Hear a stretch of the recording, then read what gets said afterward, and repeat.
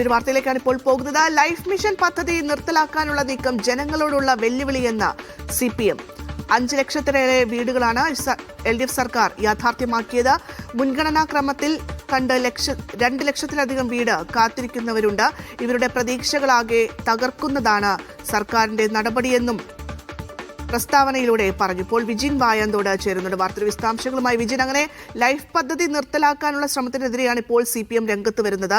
കഴിഞ്ഞ സർക്കാരിന്റെ കാലത്തൊക്കെ നിരവധി വീടുകളൊക്കെ വെച്ചു കൊടുത്തു എന്ന് അവർ അവകാശപ്പെടുന്നുണ്ട്. എന്തായാലും ഇപ്പോൾ വലിയ രീതിയിൽ വിമർശനം ഉയരുന്നു. എങ്ങനെയാണ് വിവരങ്ങൾ?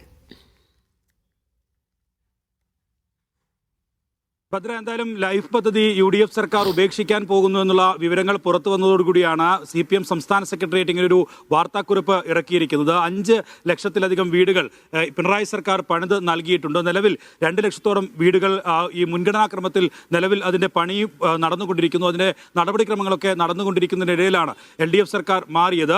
അതുകൊണ്ട് തന്നെ അതിൽ നിന്ന് പിന്മാകാനുള്ള തീരുമാനം അത് കാത്തിരിക്കുന്നവരോടുള്ള പൂർണ്ണമായ അവഗണനയാണ് എന്നതാണ് CPM സംസ്ഥാന സെക്രട്ടേറിയറ്റ് കുറ്റപ്പെടുത്തുന്നത്. ഇത്തരം തീരുമാനങ്ങൾ അത് സാമൂഹ്യമായ മുന്നേറ്റങ്ങളെ തടസ്സപ്പെടുത്താനുള്ള നീക്കമാണ് എന്നും CPM സംസ്ഥാന സെക്രട്ടേറിയറ്റ് കുറ്റപ്പെടുത്തുന്നു. എന്തായാലും നിലവിൽ ലൈഫ് മിഷൻ നിർത്തുമോ എന്ന കാര്യത്തിൽ ഒരു വ്യക്തത സംസ്ഥാന സർക്കാർ നൽകിയിട്ടില്ല. നിലവിൽ തദ്ദേശ വകുപ്പ് മന്ത്രിയുമായി അല്പസമയം മുമ്പൊക്കെ സംസാരിച്ച ഘട്ടത്തിൽ അദ്ദേഹവും വ്യക്തമാക്കുന്ന അങ്ങനെ ഒരു തീരുമാനത്തിലേക്ക് പോയിട്ടില്ല എന്നാണ്. ഇങ്ങനെയൊരു വിവരങ്ങൾ പക്ഷേ ലൈഫ് മിഷൻ നിർത്തലാക്കും എന്നുള്ള തരത്തിലുള്ള വിവരങ്ങൾ വന്നതിന്റെ അടിസ്ഥാനത്തിലാണ് നിലവിൽ CPM സംസ്ഥാന സെക്രട്ടേറിയറ്റ് ഇതിനകത്ത് വലിയ പ്രതിഷേധം രേഖപ്പെടുത്തിക്കൊണ്ടുള്ള ഒരു വാർത്താക്കുറിപ്പ് ഇറക്കിയിരിക്കുന്നത് എന്നുള്ളതാണ്. നേരത്തെ UDF നേതാക്കൾ പ്രതിപക്ഷത്തിരുന്ന ഘട്ടത്തിൽ ലൈഫ് പദ്ധതി അത് തെറ്റായ നടപടികൾ ആണ് നടത്തുന്നത് എന്നുള്ളതായിരുന്നു. ഒരു തദ്ദേശ സ്ഥാപനങ്ങൾ നടത്തേണ്ട ഒരു ക്രോഡീകരണം ഉൾപ്പെടെ അത് ഒരു കേന്ദ്രീകൃതമായ സ്ഥലത്തേക്ക് മാറ്റുന്നു. അത് പൂർണ്ണമായും അതിൽ മുൻഗണനാക്രമം ലഭിക്കേണ്ട ആളുകളെ പൂർണ്ണമായും തഴയുന്ന നിലയിലാണ് അതിന്റെ നടപടികൾ മുന്നോട്ട് പോകുന്നത് എന്നുള്ള തരത്തിലുള്ള അഭിപ്രായം എന്നുള്ള ആരോപണമൊക്കെ UDF അന്ന് പ്രതിപക്ഷത്തിരുന്ന